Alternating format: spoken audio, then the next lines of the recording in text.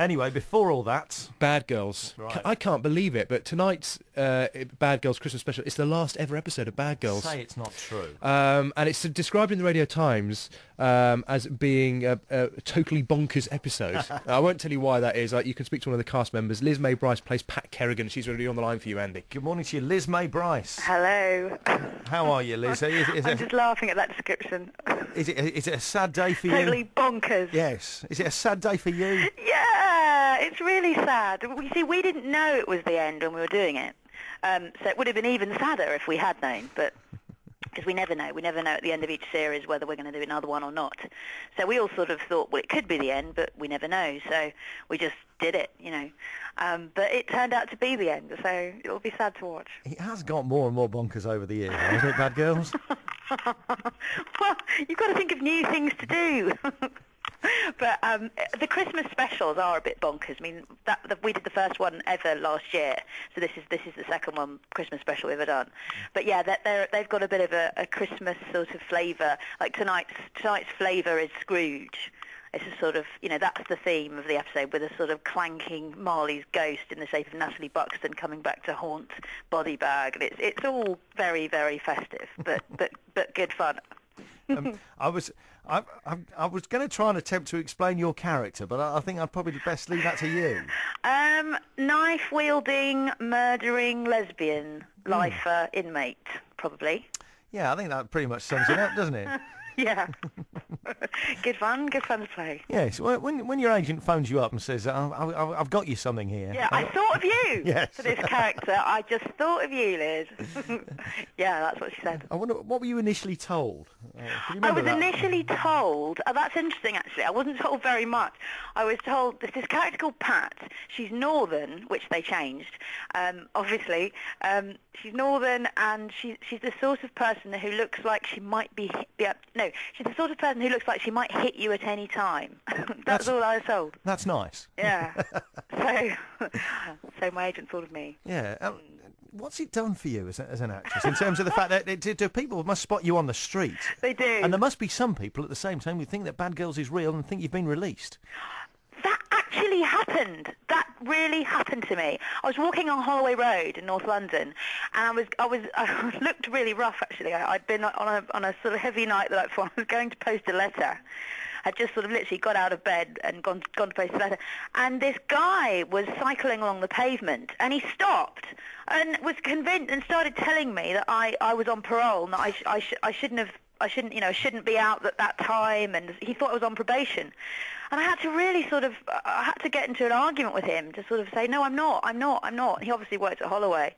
Yes. And was convinced and went, no, you're on probation. What are you doing? You know, and I was like, no. And I just managed to convince him, and I just said 2 words. Can I just say 2 words? Just let me say 2 words. Bad Girls.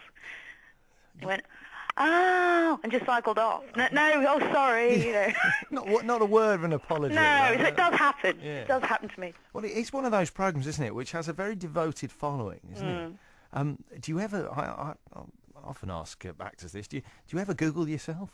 Google myself? Yeah. Of course. Everybody does. Yes, well, we've Googled you. Strange and bizarre things that come up. There are. There's a looks to be a fairly good fan site all about you. There is a brilliant fan site, and I've had the pleasure of meeting Dean, who does it, who's very sweet, actually. I was very impressed when I went on. So, yeah, it is a very nice fan site. Yeah. Fan site. Heaven knows what kind of anorak-wielding monster you were going to get when you agreed to meet him. How did you end up agreeing to meet somebody who's a fan site? There was a Bad Girls convention recently. Oh, I see. And, people could come and meet us and ask us about the characters and ask us questions and things. He came to that, so I met him then. But it was actually really nice to meet him, and a relief because he was a really nice bloke. Normal, fairly normal. Yeah, absolutely. I wonder where they get all the pictures of you from. I think people scan them in, fans sort of scan them in. If they see articles or things in newspapers, they sort of scan them in and he puts them on the website.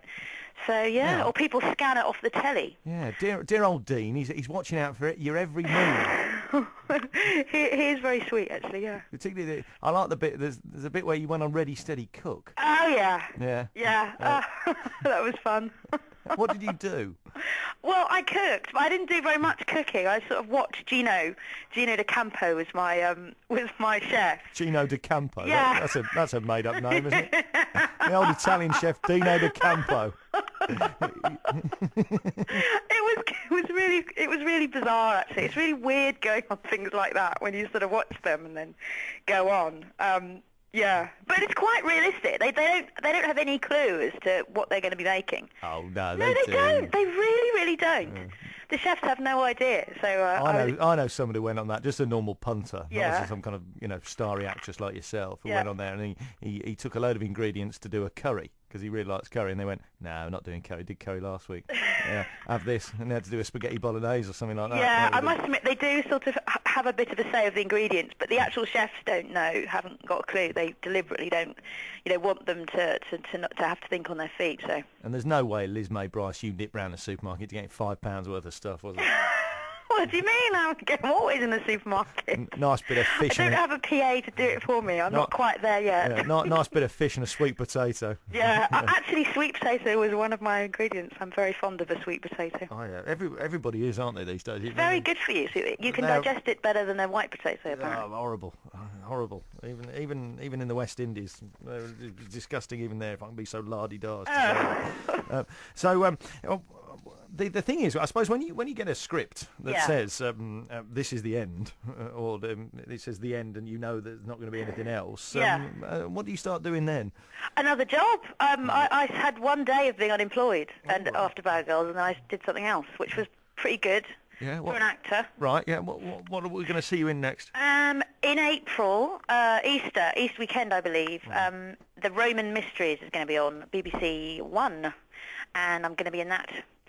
Which is a sort of family Rome thing. It's not a sort of rude after 9 o'clock Rome thing, which you've had loads of. It's a sort of nice family show. Oh, I was. Yeah, no nudity. No, right. Okay. Would you have done it? No. Yeah. If the part called for it, have you got the old toga off? Oh, no, it's funny. I don't actually wear a toga. The blokes wore togas, but women didn't really wear togas actually. So, right. Yeah. Oh, no toga for me.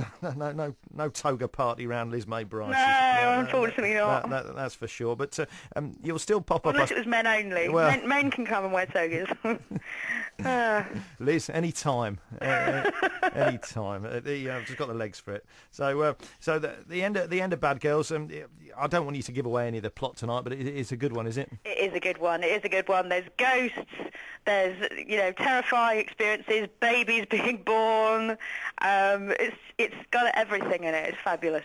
So it's a brilliant one to end on. Actually, there's a couple of nice little homages to a couple of the other major characters that have been in over the years. So it's a really nice way to round it off, actually. It'll be brilliant. Fantastic. Well, it's been a pleasure to speak to you. Thank you very much. Pleasure speaking to you. I know. Have a lovely Christmas. You too. Take care. That was Liz May Brice there, who plays a knife-wielding murderer. What's her name now? I've lost it now in this series. It's all gone wrong. Pat Kerrigan. That's it. Pat Kerrigan.